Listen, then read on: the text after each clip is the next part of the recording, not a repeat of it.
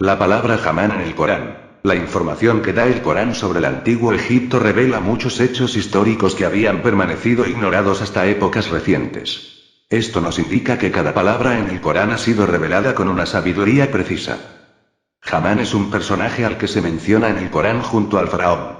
Su nombre aparece en 6 lugares diferentes del Corán designando a uno de los hombres más cercanos al faraón.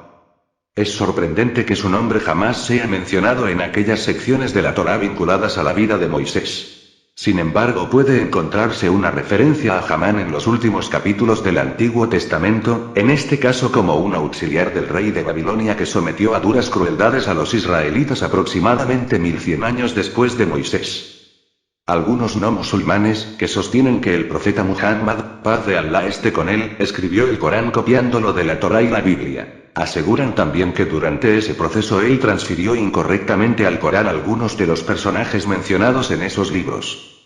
Lo absurdo de estas posturas quedó demostrado solamente después que se descifrara el alfabeto jeroglífico egipcio, hace unos 200 años, y se descubriera el nombre Hamán en escritos antiguos. Hasta el siglo XVIII los escritos e inscripciones del antiguo egipcio no podían entenderse. Están escritos con el alfabeto jeroglífico, que la cultura egipcia abandonó hacia los siglos II y III después de Cristo, junto con sus antiguas creencias cuando comenzó la expansión del cristianismo. El último ejemplo conocido del uso de la escritura jeroglífica es el de una inscripción datada en el 394 después de Cristo. Ese lenguaje en consecuencia fue olvidado, no quedando nadie que pudiera leerlo y entenderlo. Y esta situación se mantuvo hasta hace unos 200 años atrás. El misterio de los jeroglíficos del antiguo Egipto fue resuelto en 1799 con el descubrimiento de una lápida de basalto negro con inscripciones llamada Piedra de Rosetta datada en el año 196 a.C. La importancia de esta inscripción radica en que está escrita en 3 diferentes alfabetos: jeroglífico, demótico, una forma simplificada de la escritura hierática del antiguo Egipto, y griego. Con la ayuda de la versión en griego fue posible decodificar las diferentes formas de escritura del antiguo Egipto. La traducción de la inscripción fue completada por un francés llamado Jean-François Champollion. De esta forma una escritura olvidada y los eventos relatados en la inscripción volvieron a ver la luz. De esta forma se pudo acceder a mucho conocimiento sobre la civilización, la religión y la vida social del antiguo Egipto. A través de la decodificación de los jeroglíficos se revelaron muchos datos. El nombre Hamán estaba por cierto mencionado en inscripciones egipcias. Se hace referencia al nombre en un monumento que se encuentra en el Museo Of en Viena. En el diccionario de la gente del Imperio Nuevo, que fue preparado a partir de la colección completa de inscripciones disponibles, se menciona a Hamán como el jefe de los trabajadores de las canteras de piedra. Esto saca a la luz una verdad muy importante.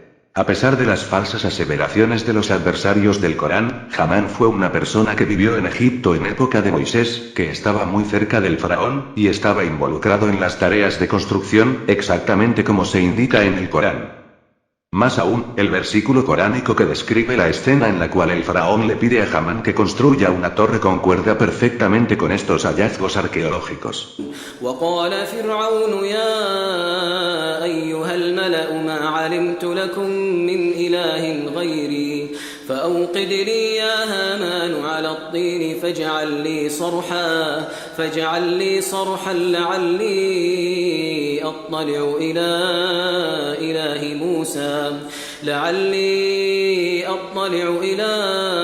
إله موسى وإني لأظنه من الكاذبين. Faraón dijo: Consejo de nobles.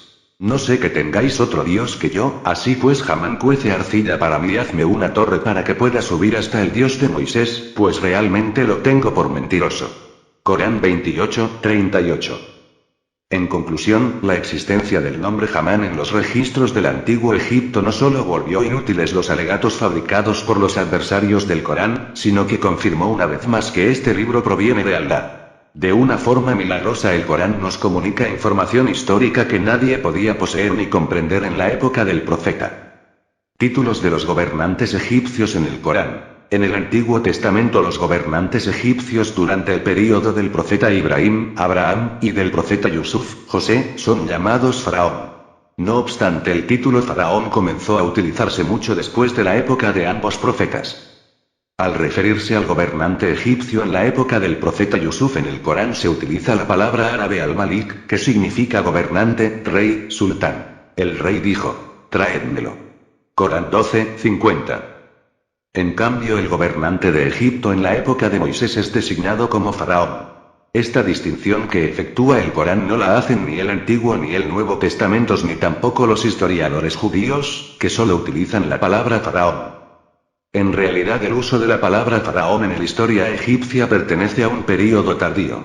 El título de faraón comenzó a ser utilizado en el siglo XIV a.C., durante el reino de Amenhotep IV. El profeta Yusuf vivió al menos 200 años antes de esa época. La Enciclopedia Británica dice que la palabra faraón era un título de respeto que comenzó a ser utilizado a partir del Imperio Nuevo, comenzando con la 18ª dinastía, 1539-1292 a.C., hasta la 22ª dinastía, 945-730 a.C., después se cambió a la palabra rey, añadiendo que la palabra faraón no era utilizada con anterioridad al período mencionado. Mayor información sobre el tema se obtiene de la Enciclopedia de la Academia Americana, que afirma que el título de faraón comenzó a ser usado durante el período del Imperio Nuevo. Como vemos, el uso de la palabra faraón se remonta a un período específico de la historia.